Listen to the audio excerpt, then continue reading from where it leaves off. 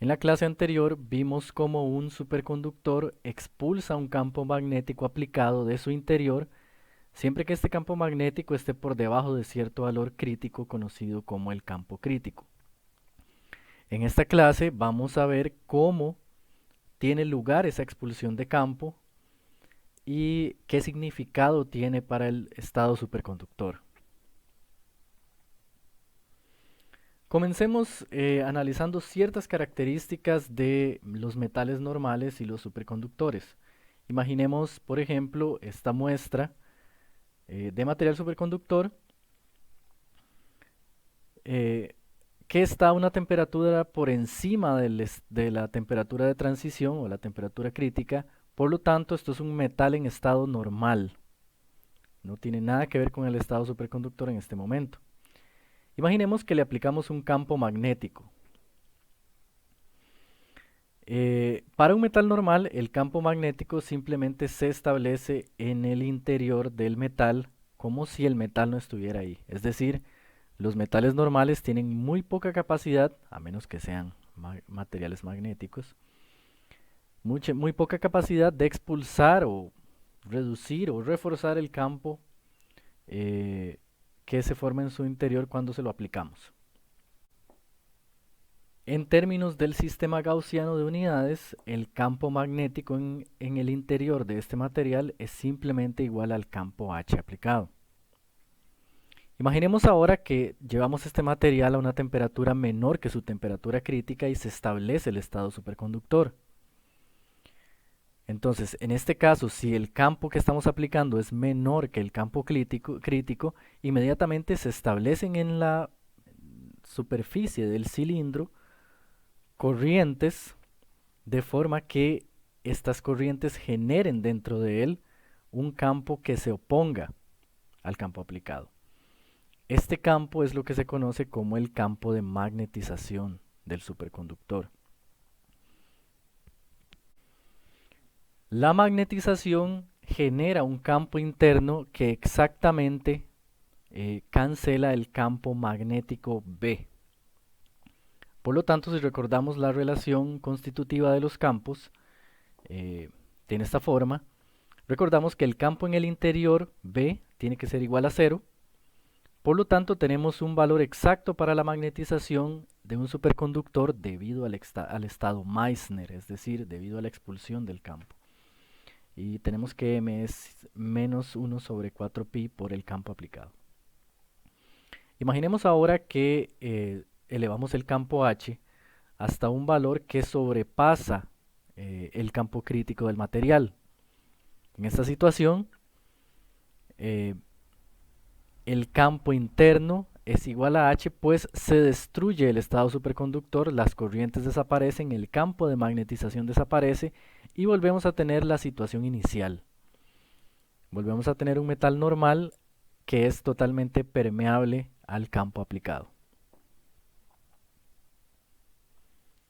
Ahora, en el momento en el que existen corrientes y están estableciendo un campo de magnetización, en este dibujo obvié las corrientes para simplicidad, tenemos dos campos y al establecimiento de esos dos campos tiene que estar asociada una cierta energía, es decir, necesitamos realizar cierto trabajo para establecer el campo H y luego tiene que haber cierto trabajo que establezca las corrientes en la superficie del superconductor, que es lo que crea el campo M. Es decir, el campo H sabemos que es un campo externo y tiene cierta energía almacenada y el campo M es un campo interno. La densidad de energía de un campo por lo general tiene esa forma y en el caso de este campo de magnetización vamos a tener una densidad de energía también que está dada por esa expresión. Vamos a ver en detalle esto más adelante.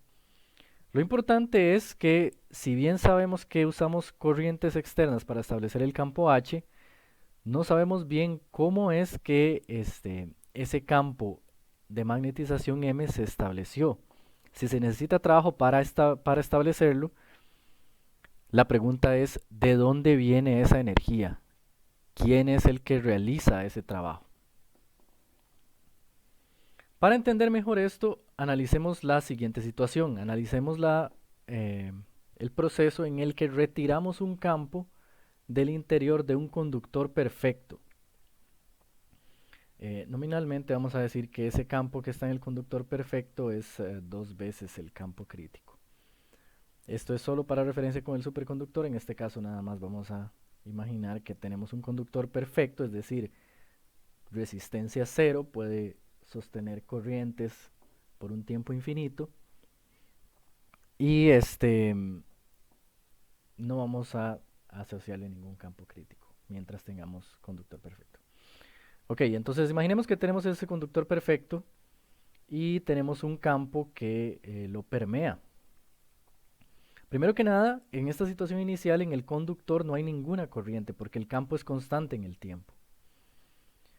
Ahora, si nosotros reducimos un poco ese campo aplicado, entonces inmediatamente por la ley de Faraday estamos cambiando el flujo que pasa dentro del material conductor perfecto y por lo tanto, según la ley de Faraday, se va a establecer una diferencia de potencial que crea corrientes que tratan de evitar que ese flujo cambie. Entonces vean que en el exterior el campo aplicado se redujo, pero en el interior vamos a tener el campo aplicado, que son las líneas rojas, y el campo creado por las corrientes inducidas, que son las líneas naranja. Estos dos campos se superponen y por lo tanto dentro de este conductor perfecto va a haber un campo magnético mayor que fuera.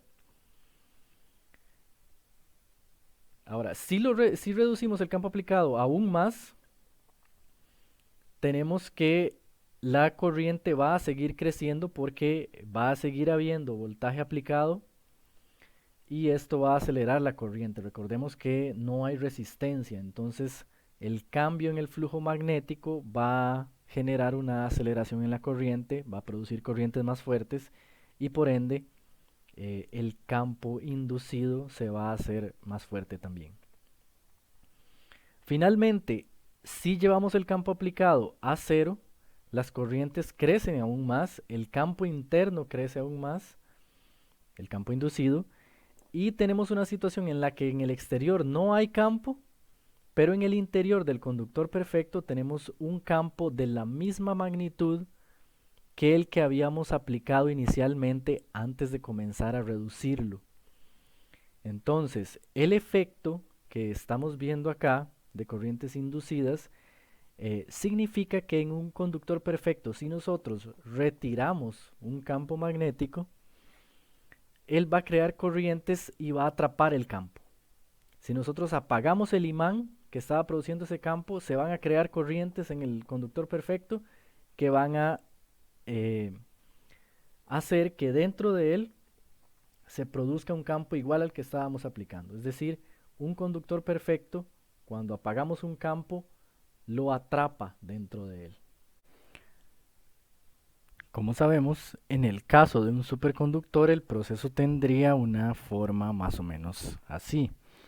Si tenemos un campo, vean que es un campo mayor que el campo crítico aplicado, entonces el superconductor está en estado normal y el campo ingresa en su interior.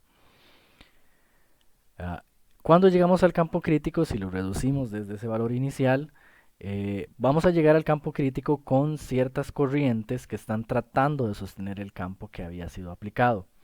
Pero justo en este instante, si lo reducimos un poco más, vamos a tener que las corrientes son establecidas en sentido opuesto, es decir, algún efecto las invierte y el campo que producen ahora se contrapone al campo aplicado, lo cancela en su interior y el efecto es como si dentro del superconductor no hubiera campo, que es el efecto Meissner. Si reducimos el campo aún más hasta cero, vean que para producir, por ejemplo, este campo se necesitaban unas corrientes más pequeñas que para producir el campo que cancela uno más grande.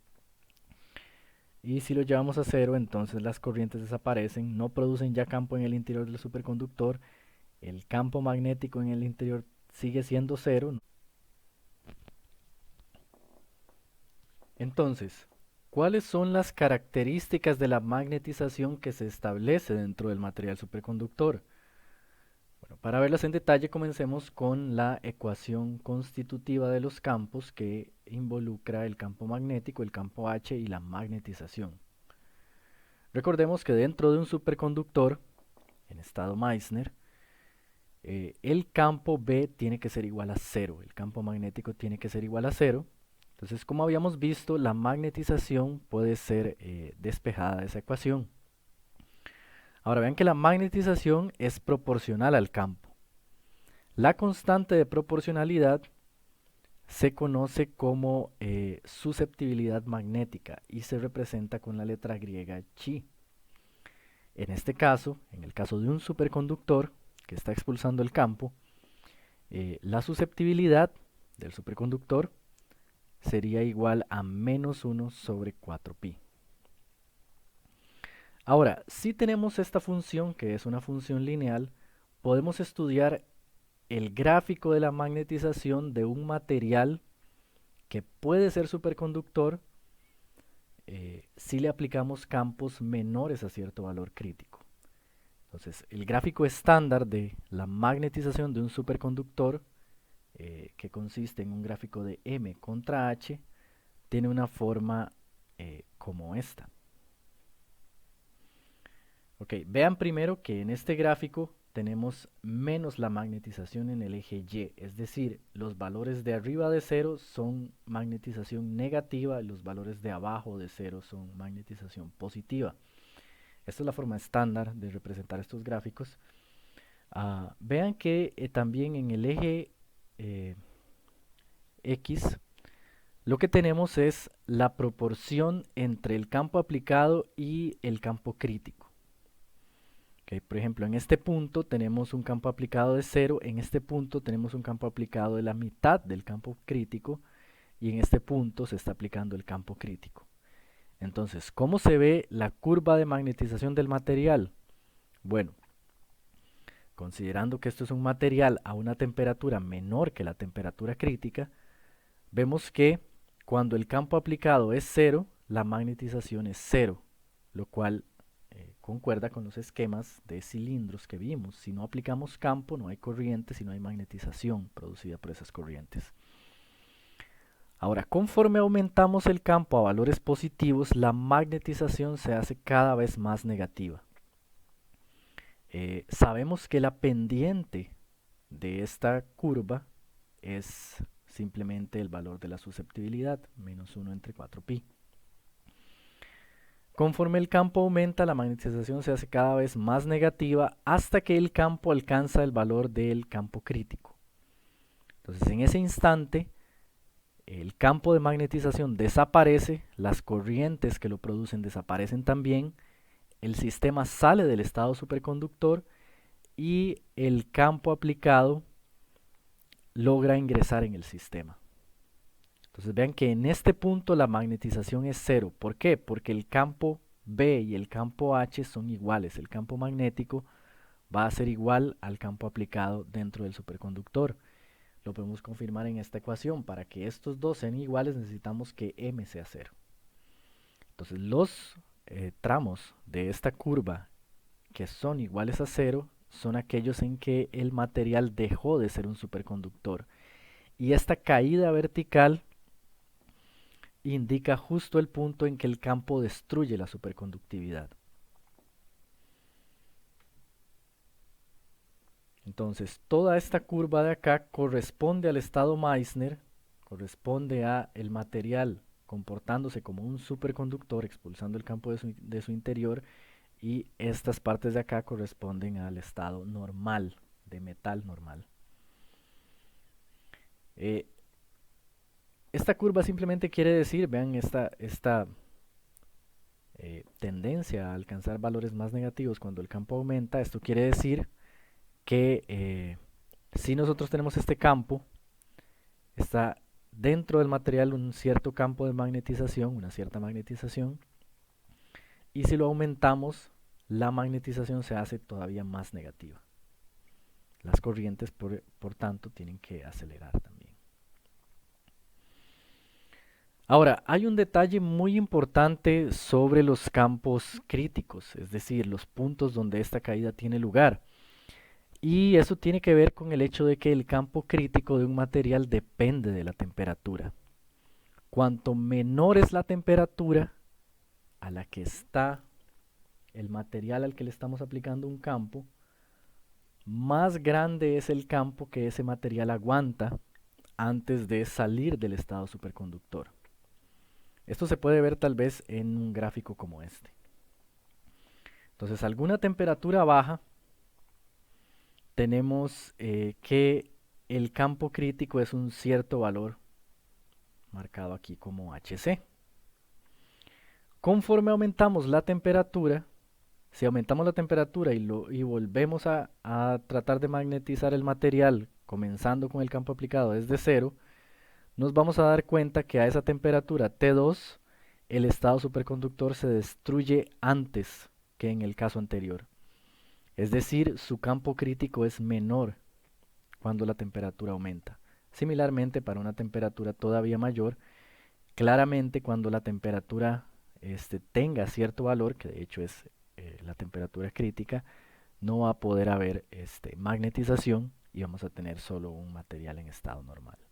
Entonces lo importante de estas tres curvas que están superpuestas es esto, el hecho de que la curva para temperatura 3, que es aquí gris claro, tiene un campo crítico menor que una curva a una temperatura más baja T2 y una curva de magnetización a una temperatura más baja T3. Es decir, el campo crítico del material va aumentando conforme la temperatura va decreciendo.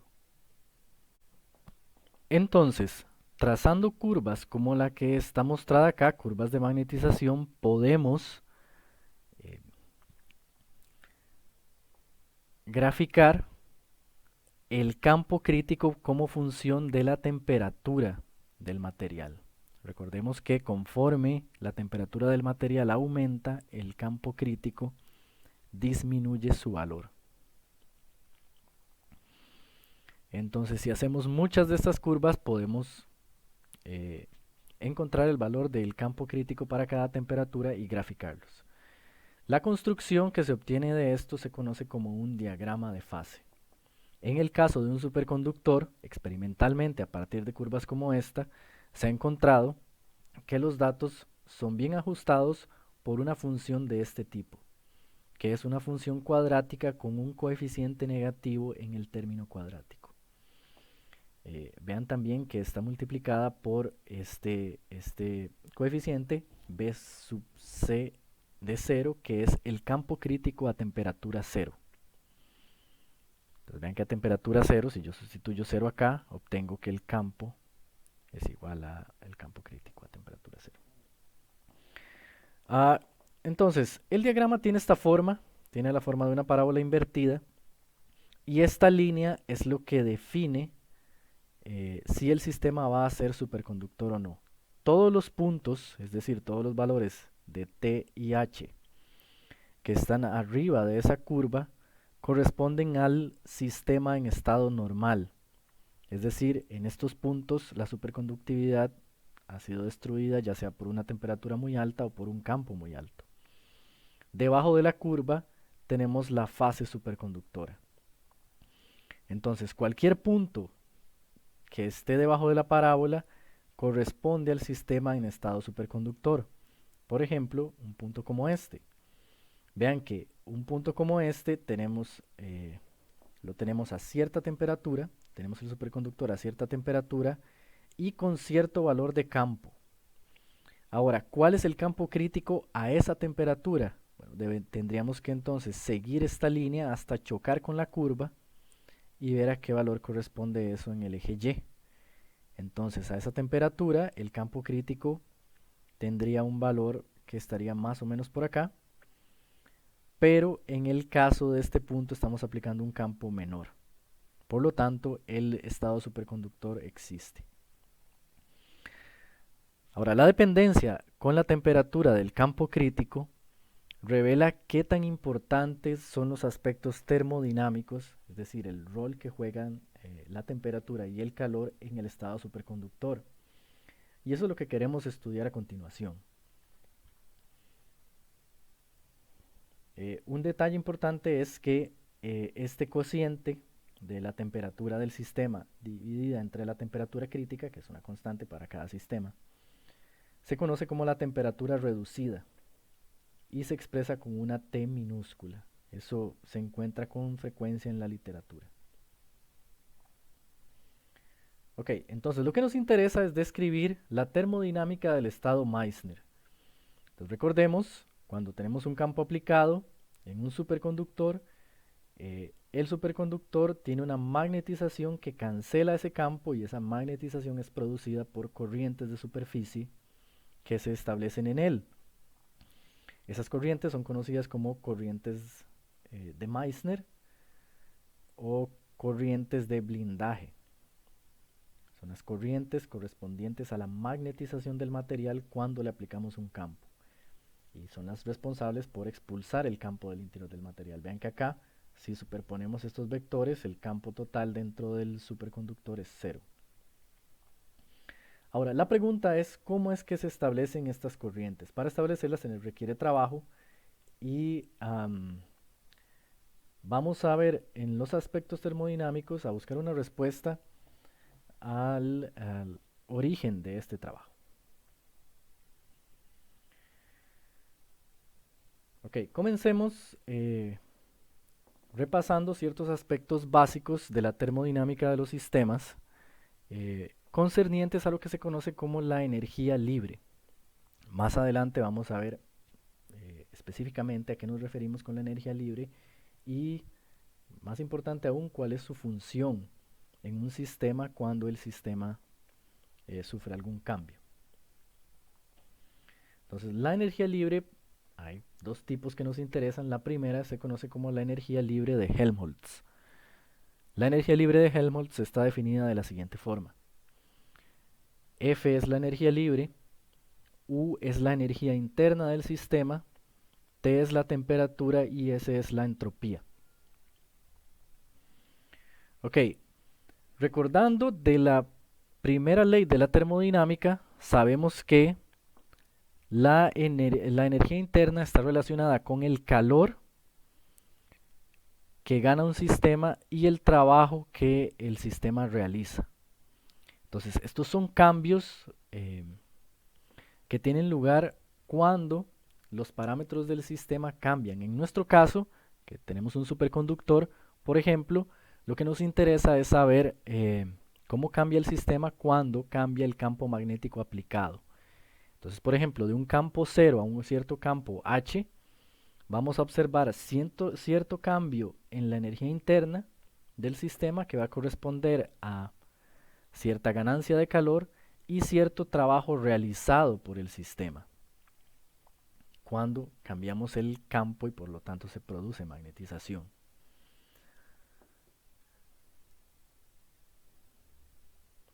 Ok, ahora, este diferencial, la cantidad de calor ganado, depende en general de la trayectoria, es decir, depende de si subimos primero la temperatura, luego el campo, o primero el campo, luego la temperatura, etc.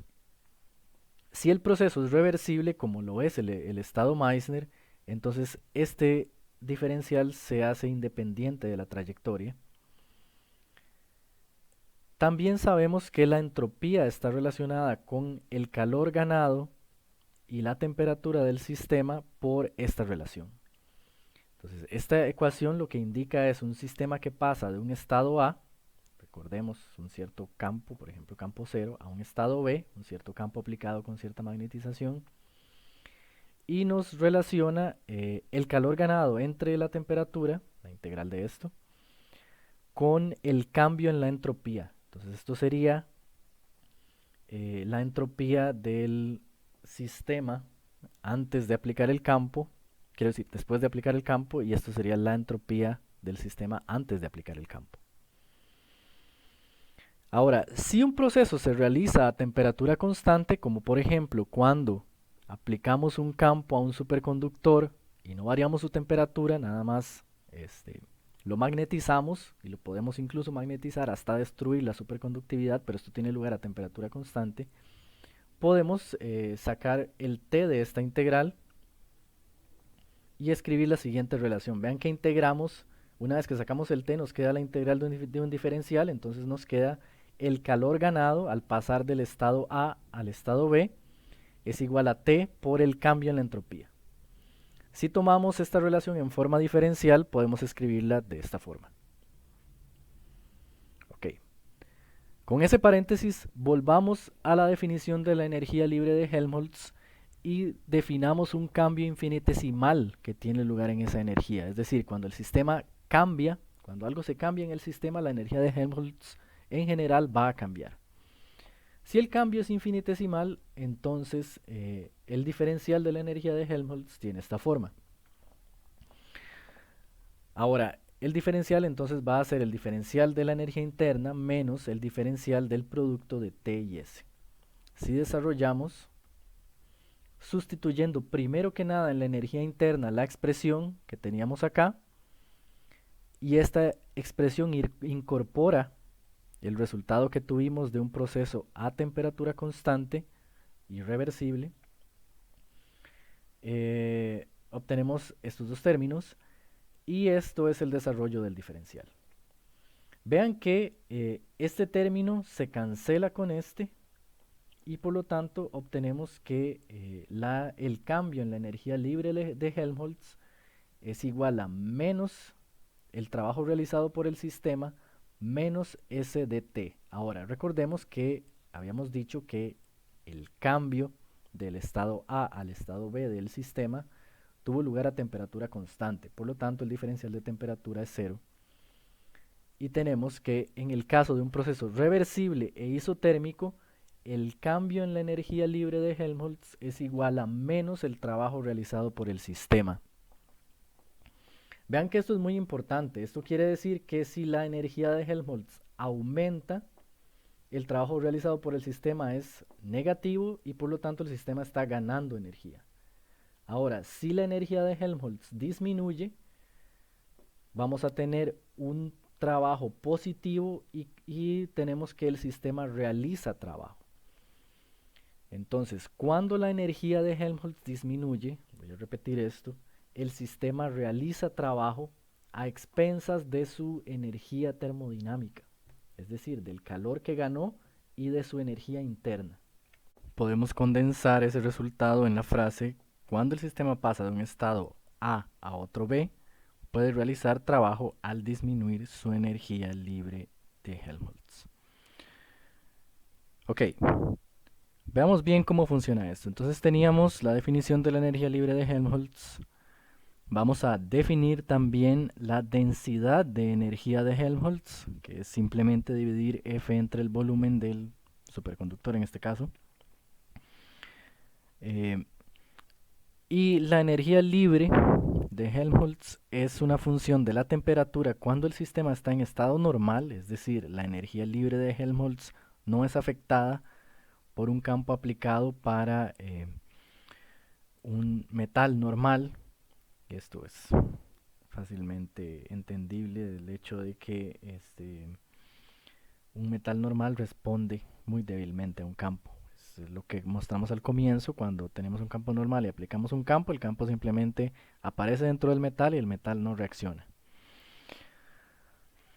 En el caso del estado superconductor, la energía libre de Helmholtz va a depender tanto de la temperatura como del campo aplicado. Es decir, al aplicar un campo podemos hacer variar la energía libre de Helmholtz de un superconductor. Ahora, si en algún punto la energía libre del estado superconductor es menor que la energía libre del estado normal, entonces al pasar del estado normal al estado superconductor, el sistema puede realizar trabajo. Cabe destacar que en cualquier instante en que la energía libre de Helmholtz del estado superconductor se haga menor que la energía libre del estado normal, el sistema espontáneamente va a comenzar a pasar al estado superconductor.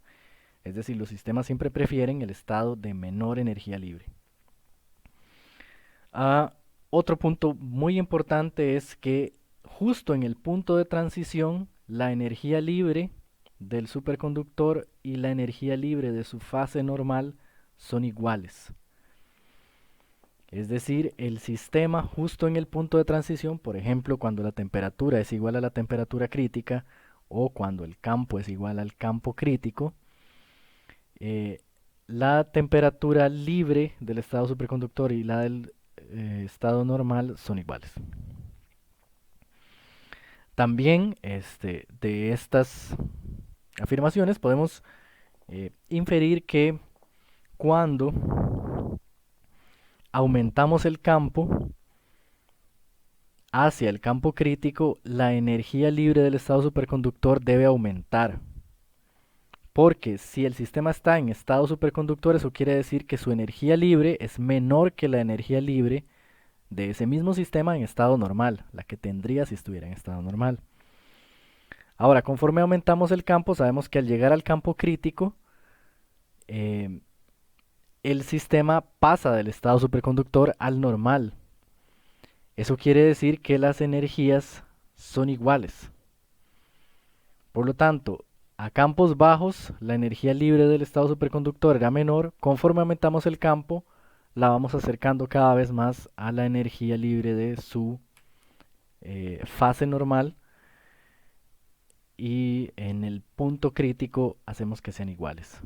Obviamente, si vamos más allá con el campo, si aplicamos un campo mayor al campo crítico, entonces lo que esperamos es que la energía del estado superconductor sea todavía mayor que la del estado normal y por lo tanto el metal se mantiene en fase normal.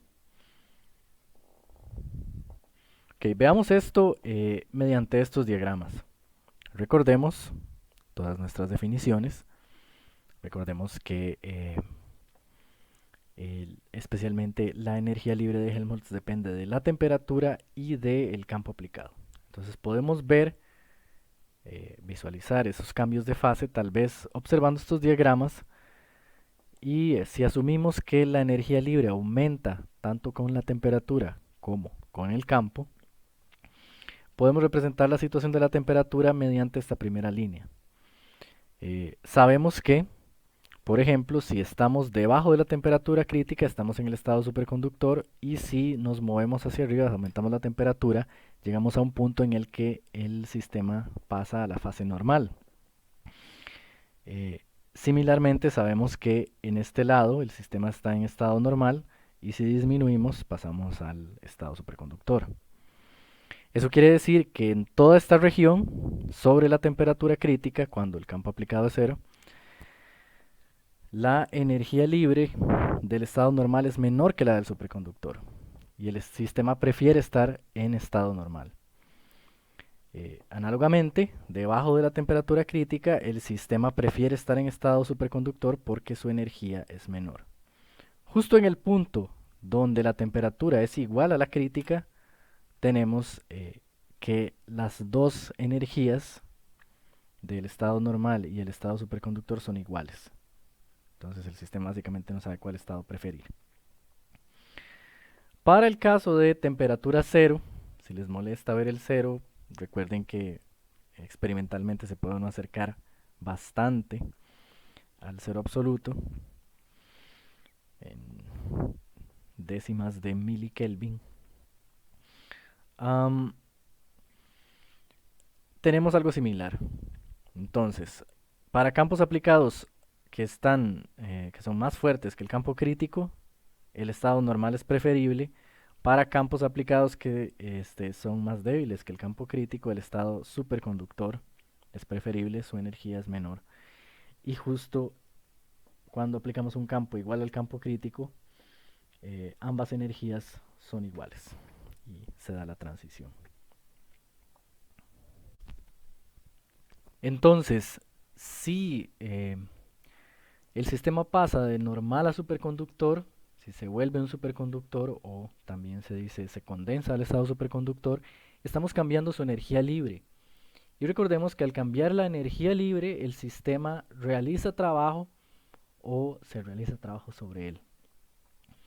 Entonces, para entender esto, vamos a hablar un poco de lo que se conoce como trabajo magnético. El trabajo magnético para nosotros, en este caso lo que nos va a interesar es el trabajo que se realiza cuando aplicamos un campo y el sistema se magnetiza. Es decir, al magnetizar un material superconductor, vamos a realizar cierta cantidad de trabajo y vamos ahora a ver esto más en detalle y darle valores cuantitativos a ese trabajo realizado, cuando se establece cierta magnetización M a partir de cierto campo H. Entonces, comencemos con la definición de potencia. La potencia es la tasa de cambio del trabajo en el tiempo y estaba definida como la fuerza por la velocidad. Ahora, eh, en el caso que nos interesa, lo que tenemos, recuerden, son corrientes de Meissner y ellas están sujetas a un campo magnético cambiante. Ese campo magnético cambiante sabemos por la ley de Faraday que produce un campo eléctrico. Entonces, lo que tenemos es que va a haber una fuerza eléctrica de ese campo, del campo aplicado, eh, que se produce sobre las corrientes de Meissner. Ok, entonces es importante que si hablamos de las corrientes de Meissner, em, estamos hablando de corrientes de magnetización, porque son las responsables de la magnetización del superconductor. Y esas son diferentes de las corrientes libres. Las corrientes libres se referían a corrientes, por ejemplo, que se producen al aplicar un voltaje. Ah, vean acá solo, devolviéndome un poco, esto es simplemente la carga, es la densidad de carga por el volumen de el superconductor.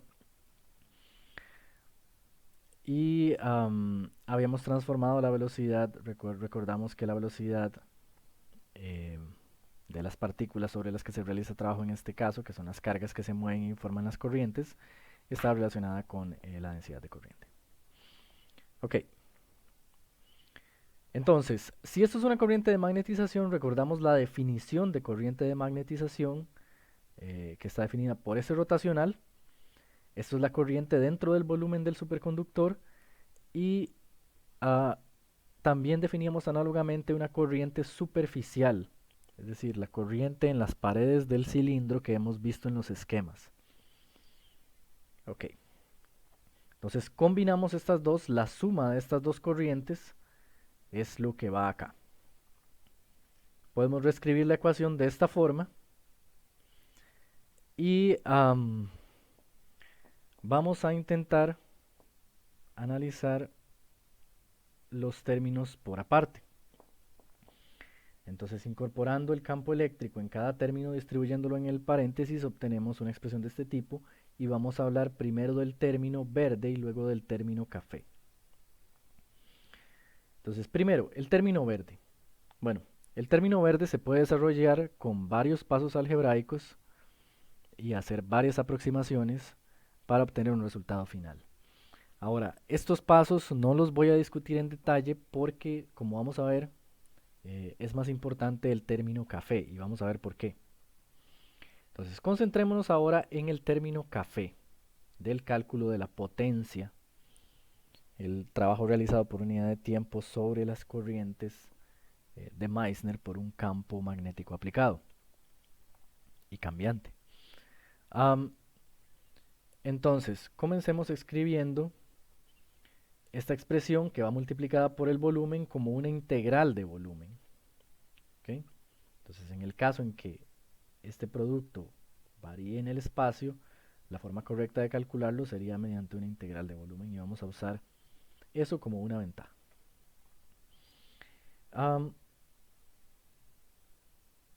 Ok, como esto es una corriente de superficie, esto está relacionado con el vector normal a la superficie. Ahora vean que el vector normal a la superficie del superconductor solo deja de ser nulo en la superficie. En todo otro lugar es nulo. Por lo tanto, la integral de volumen se convierte en una integral de superficie, de la superficie de la frontera del superconductor, la superficie que envuelve el volumen. Ok.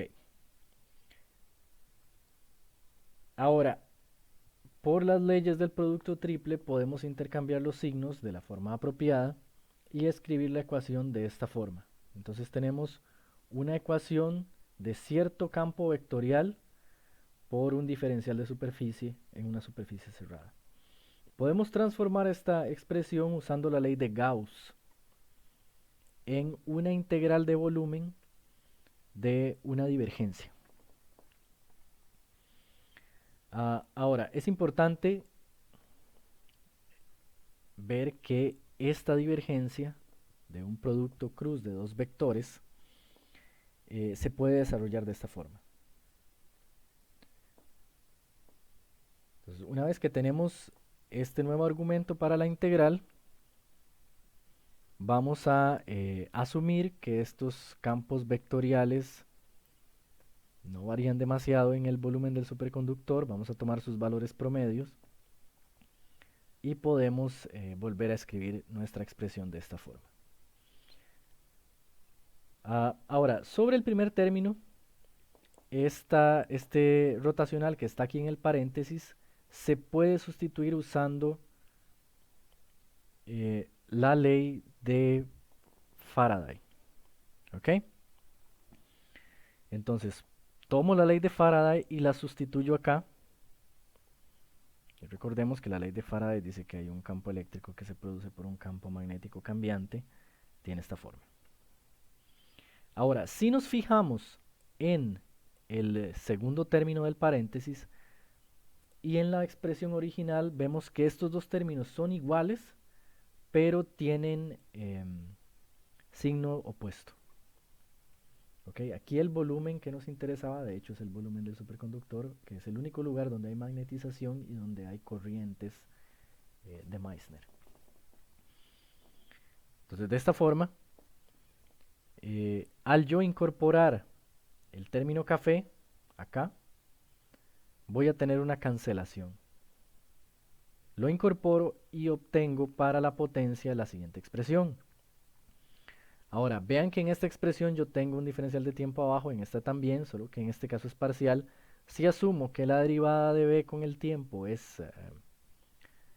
no es parcial, puedo cancelar los de t y escribir la siguiente expresión para el trabajo infinitesimal realizado al cambiar el campo magnético y producirse una magnetización. Retomemos ahora nuestro análisis para la energía de Helmholtz. Recordemos que lo que nos interesa es un cambio en el que aplicamos un campo externo a temperatura constante y en el superconductor se establece el estado Meissner. Entonces, en ese caso, que es reversible e isotérmico, teníamos que la energía libre de Helmholtz es igual a menos el trabajo realizado. ¿Cuál era ese trabajo realizado? Bueno, es el trabajo realizado al establecer la magnetización que acabamos de calcular. Entonces, de esta forma, reiterando que el cambio en la energía de Helmholtz es menos el trabajo, lo que nos interesa es el trabajo magnético, que es el único trabajo que tiene lugar en ese proceso. Por lo tanto, podemos escribir menos el resultado obtenido anteriormente y tenemos que el cambio en la energía libre de Helmholtz es de esta forma. Ahora, lo que nos interesa en el proceso de magnetización de un superconductor es establecer una cierta magnetización cuando cambiamos H, no cuando cambiamos el campo B magnético. Entonces yo puedo desarrollar ese diferencial usando la relación de constitución de los campos y distribuyendo el diferencial. Ahora, si yo sustituyo todos los m's por h, usando la relación de proporcionalidad entre m y h, recordemos que m era igual a la susceptibilidad por h, obtengo un resultado de esta forma. Haciendo un poco de álgebra, lo puedo simplificar un poco. Y si me fijo en el segundo término tiene la susceptibilidad elevada al cuadrado. Ahora, ¿dónde es que se realiza trabajo en este sistema? Bueno, se realiza en aquellos lugares donde la corriente sea perceptible, las corrientes de Meissner. Recordemos que las corrientes penetran en el superconductor de la misma forma que lo hace el campo. Es decir, cerca del borde del superconductor el campo penetra y la corriente penetra con él. Y esto también implica que cerca de la superficie del superconductor, que es donde el campo es importante y realiza trabajos en la corriente, la magnetización es despreciable, es muy pequeña.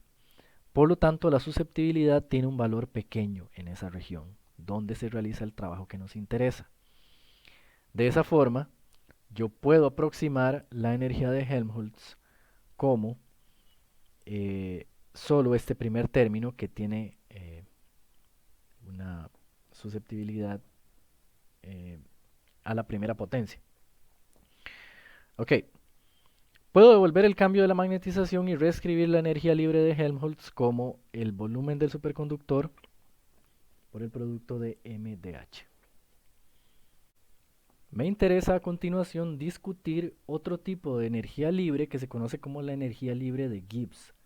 Esta energía está relacionada con la energía libre de Helmholtz, pero es más útil en el caso en el que lo que variamos es el campo H, el campo aplicado, y no P. Entonces la energía libre de Gibbs está definida por esta expresión, donde tenemos como segundo término el producto de una presión generalizada con un volumen generalizado. Ya vamos a discutir qué es esto. El primer término es simplemente la energía libre de Helmholtz. Si recordamos de las definiciones de el trabajo magnético, teníamos que el trabajo magnético puede ser expresado como este producto. Ahora, el trabajo termodinámico usual correspondiente a una presión realizando un cambio en el volumen de un sistema se expresaba como PdV, o sea, la presión por el diferencial del volumen. Si lo comparamos con el trabajo magnético que calculamos, tenemos un primer término que podemos considerar como la presión generalizada y un segundo término que vamos a considerar el volumen generalizado. Vean que esto es el diferencial del volumen generalizado, por lo tanto el volumen generalizado es H. Si usamos esto para modificar nuestra energía libre de Gibbs, podemos escribir entonces que PV, la presión generalizada por el volumen generalizado, es menos Vm por H. Ok. Una vez establecido esto, podemos comenzar a trabajar con la energía libre de Gibbs.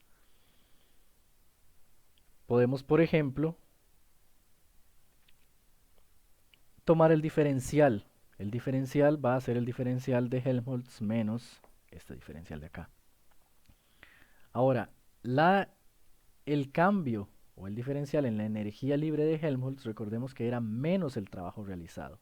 Si el trabajo magnético realizado es menos Vmdh, entonces el cambio en la energía libre de Helmholtz va a ser más Vmdh. Incorporando eso podemos escribirlo de esta forma. Vean que este término se va a cancelar con este término de acá. Trabajando en eso, podemos escribir entonces que para nuestro caso, en el que solo se realiza trabajo magnético, recordemos que es a temperatura constante y el volumen del superconductor no cambia, tenemos que el cambio en la energía libre de Gibbs, cuando se va de un estado A a un estado B, que puede ser dentro de la misma fase superconductora, aumentar el campo, o pasar de la fase superconductora a la fase normal, pasando el campo crítico, etc. Ese trabajo está dado por esta expresión. También podemos definir una densidad de energía libre de Gibbs de la misma forma que lo hicimos con la energía libre de Helmholtz. Ok. Hay un detalle bien importante que mencionamos anteriormente y se cumple también para la energía libre de Gibbs. Cuando la energía libre de la fase superconductora corresponde a un campo aplicado igual al campo crítico, entonces vamos a tener que la energía libre de Gibbs del estado superconductor es igual a la energía libre de Gibbs del estado normal. Este es un detalle muy importante que tenemos que tener siempre en consideración. También con esta relación vamos a dividirla entre el volumen del superconductor, o sea, dejarla en términos de la densidad de energía libre de Gibbs, y vamos a integrar. Obtenemos esta expresión de acá. Ahora, estas dos operaciones son muy importantes y de hecho las vamos a usar a continuación para calcular la energía libre de Gibbs del estado superconductor a cualquier campo aplicado. Entonces retomemos la expresión y comencemos la integración. Antes de integrar esta ecuación, recordemos que estamos hablando de un superconductor. Lo que queremos es saber cuánto cambia la energía libre de Gibbs desde campo cero hasta cierto campo aplicado H. Este campo H vamos a asumir que es menor que el campo crítico, por lo tanto el sistema está magnetizado. No solo está magnetizado, bueno, su magnetización va aumentando conforme el campo va aumentando y el sistema está en el estado Meissner. Recuerden que el estado Meissner está caracterizado por la expulsión del campo y a partir de la relación constitutiva de los campos podemos escribir esta relación. Es decir, mientras el superconductor sea superconductor, es decir, expulse el campo, la magnetización en su interior va a ser igual a menos 1 sobre 4pi por el campo aplicado. Si sustituimos esta expresión en la integral de la derecha, podemos escribir esta expresión de acá, donde vean que ya integramos el diferencial de energía libre del lado izquierdo. Okay, trabajando en esa expresión, no es difícil ver que obtenemos que la diferencia entre la energía libre del estado superconductor cuando hay un campo aplicado y la energía libre del estado superconductor cuando no lo hay es igual al cuadrado del campo sobre 8pi. Esto es más o menos el trabajo que se necesita para establecer el campo de magnetización que iguale al campo aplicado dentro del superconductor. De hecho, podemos despejar de esta ecuación la energía libre del estado superconductor para cualquier H. Y escribimos entonces esta expresión. La energía libre del estado superconductor cuando tiene un campo aplicado es igual a la energía libre del estado superconductor a campo cero más H cuadrado sobre 8pi. Vean que esta energía libre aumenta de forma cuadrática con el campo. A partir de esta expresión vamos a intentar encontrar una función un poco más amigable que esta, debido a que vean que en este caso necesitamos para calcular la energía libre del superconductor a cualquier campo, conocer su energía libre en campo cero. Y en realidad todo este análisis lo que busca es construir la energía libre a cualquier campo, incluyendo campo cero. Por lo tanto, este término es desconocido. Entonces, recordemos que cuando la energía libre se evalúa en el campo crítico, la del estado superconductor, esta es igual a la energía libre del estado normal. Recuerden que en el campo crítico ambas energías libres deben ser iguales, por eso se da la transición de uno al otro. De esta forma yo puedo evaluar lo que ya calculé sustituyendo como campo el campo crítico. Entonces vean que según el cálculo que tengo hasta ahora, la expresión para la energía libre con un campo crítico aplicado en el estado superconductor es esta. También sé que esta parte del igual tiene que ser igual a esta, es decir, la energía libre del estado superconductor tiene que ser igual a la energía libre del estado normal. Por lo tanto, puedo escribir esta expresión. Es decir, el resultado de yo evaluar la función de energía libre con el campo crítico, eso tiene que producirme la energía libre del estado normal, de la fase normal del superconductor. Aquí yo puedo despejar de hecho la energía libre a campo cero como la energía libre del estado normal menos este término. Si entonces despejo e incorporo ese despeje en esta ecuación, puedo escribir la energía libre del estado superconductor a cualquier campo aplicado de esta forma. ¿Ok? Vean que esta energía libre ya no depende de otra energía libre de estado superconductor, solo depende de la energía libre del estado normal. Ahora, la energía libre del estado normal de cualquier metal es algo que es fácil de calcular. No nos va a interesar en esta clase, pero es algo que se puede obtener para la mayoría de los materiales.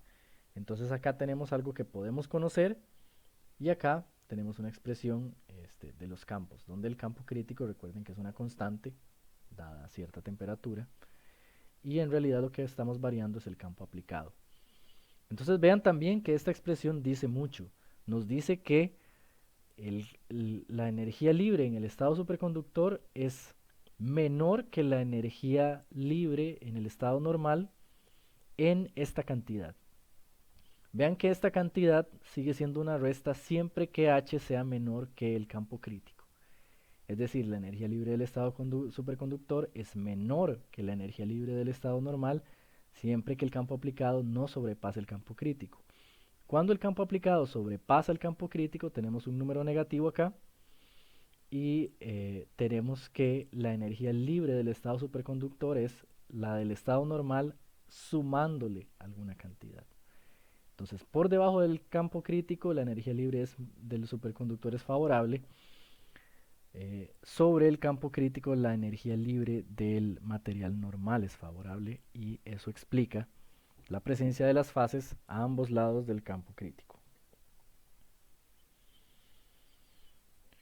Ok, retomando esa ecuación, podemos también evaluarla en campo cero. Pasando esto a restar, podemos calcular de hecho la diferencia en la energía libre del estado normal y la energía libre del estado superconductor, sustituyendo un cero acá. Encontramos este resultado. Este resultado es muy importante. Nos dice que si no aplico campo y nada más disminuyo la temperatura hasta que el material se haga superconductor, del otro lado de esa transición, la energía libre es menor en esta cantidad. ¿Okay? Es favorable en una cantidad igual al campo crítico de ese material elevado al cuadrado por 8pi. Eso revela que cuando yo condenso un material, ese material va a aguantar un aumento de su energía libre igual al cuadrado del campo crítico sobre 8pi antes de igualarse con el estado normal. Entonces, de hecho, esta es la diferencia máxima entre las energías libres de ambas fases que podemos encontrar. Cuando el campo aplicado es cero, la diferencia entre las energías libres es máxima. Con todas estas armas, ahora sí intentemos analizar un poco más en detalle el estado Meissner. Recordemos la situación que queríamos describir. Tenemos un cierto campo aplicado y lo estamos disminuyendo. Si el campo es igual al campo crítico, el metal vamos a considerar que está preferiblemente en estado normal, viene del estado normal.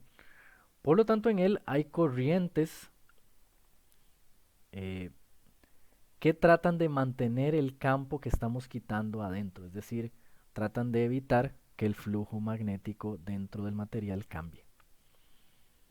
En el instante en que el material se vuelve superconductor, entonces tenemos que las corrientes se desvían, lo cual va a requerir frenar las corrientes que estaban establecidas antes y acelerarlas en dirección opuesta para producir este campo de magnetización que haga que el campo interno magnético sea cero. Finalmente, si el campo lo llevamos a cero, las corrientes desaparecen por completo. Es decir, esas corrientes que estaban ahí anulando el campo interno, expulsándolo del interior, cuando yo llevo el campo a cero desaparecen, son frenadas y esto va a requerir también trabajo. Entonces veamos esto ahora en términos de las energías libres. Recordemos que, por ejemplo, si tenemos un campo muy cercano al campo crítico, vamos a tener que las energías del estado normal y el estado superconductor son casi iguales. Sin embargo, la energía del estado superconductor va a ser favorable. Entonces, conforme yo disminuyo el campo y paso a través del campo crítico, yo voy a tener que la energía de la fase normal es mayor que la energía de la fase superconductora. Por lo tanto, estos electrones y todos los electrones del interior que están adentro de este material van a pasar de un estado o una fase con energía mayor a una fase con energía menor. Del análisis que hicimos, sabemos que esa diferencia es exactamente esta cantidad. Es decir, la energía se va a reducir exactamente en esta cantidad. Ahora, si recordamos los resultados para la energía libre de Helmholtz, habíamos dicho que el cambio en la energía es igual a menos el trabajo que el sistema puede realizar. Es decir, si la energía se reduce en esta cantidad, el sistema puede realizar trabajo en la misma cantidad. Entonces, al pasar a través del campo crítico, el sistema se condensa a la fase superconductora y puede realizar trabajo. ¿Trabajo sobre quién? Bueno, sobre estas corrientes. Es decir, es el cambio en la energía libre lo que produce el trabajo que frena las corrientes que originalmente refuerzan el campo que está disminuyendo y las invierte haciendo que produzcan una magnetización que más bien cancele el campo aplicado que está disminuyendo. Ok, vamos a intentar entender esto más en detalle usando unos esquemas simples. Veamos primero la situación para un metal normal. Imaginemos que el campo está siendo reducido cuando yo tomo este imán y lo alejo del material. Durante ese proceso, el campo interno y por ende el flujo a través del material, de este metal normal, está disminuyendo, por lo tanto se crean corrientes que tratan de mantenerlo adentro. El flujo en la misma dirección que el imán estaba produciendo allá adentro.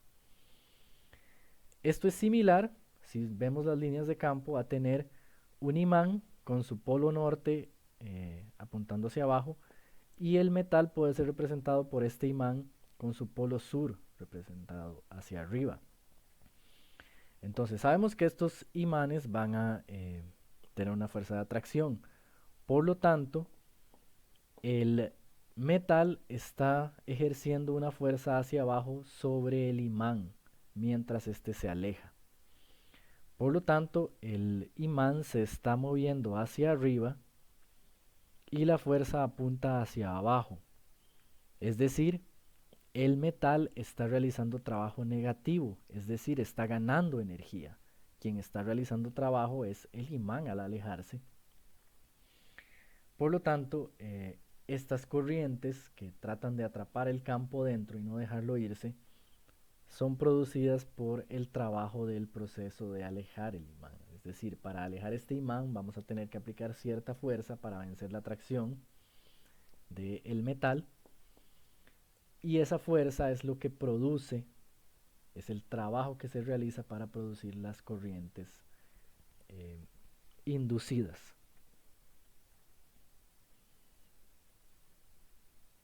Recordemos entonces que en este caso el trabajo estaba relacionado con el cambio del flujo y si vemos el cambio de la energía interna como menos el trabajo realizado, aquí el sistema está realizando trabajo negativo, por lo tanto está aumentando su energía interna. Ahora veamos qué pasa en el caso de un superconductor.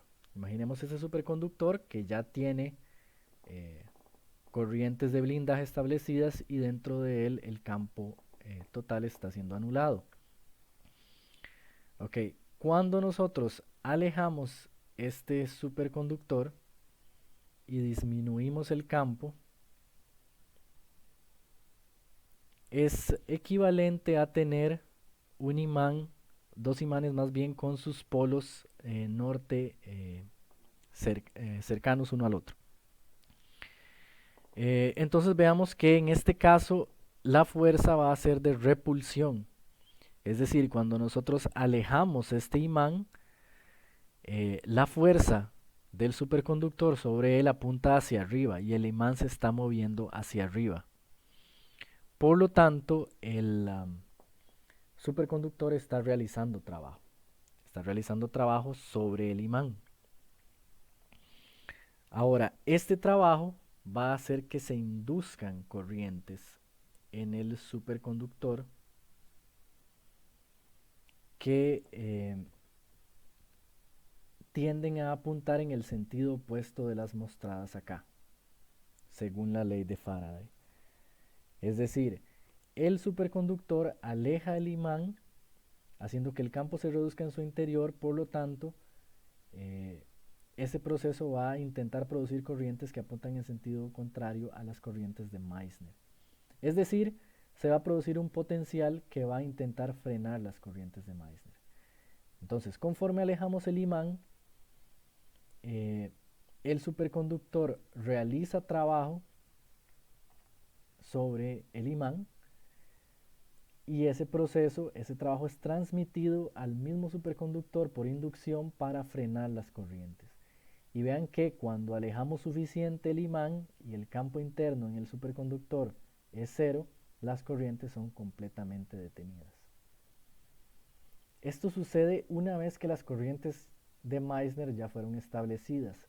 Recuerden que para establecerlas es necesario primero que el cambio en la energía libre desde el estado normal al estado superconductor opere sobre las corrientes y las establezca. Una vez que ellas ya están establecidas, entonces al alejar el imán, las corrientes van a comenzar a frenar porque el campo interno se va reduciendo y necesitan ser menos fuertes para cancelarlo. La explicación se da por, de nuevo, en términos de la energía libre, el sistema está realizando trabajo, por lo tanto su energía libre está disminuyendo. ¿Ok? Entonces, conforme disminuimos un campo dentro de un superconductor, estamos disminuyendo su energía libre. Eso es básicamente la expresión de hecho que encontramos para la energía libre de Gibbs. Y ya vimos más o menos de dónde viene el término de trabajo.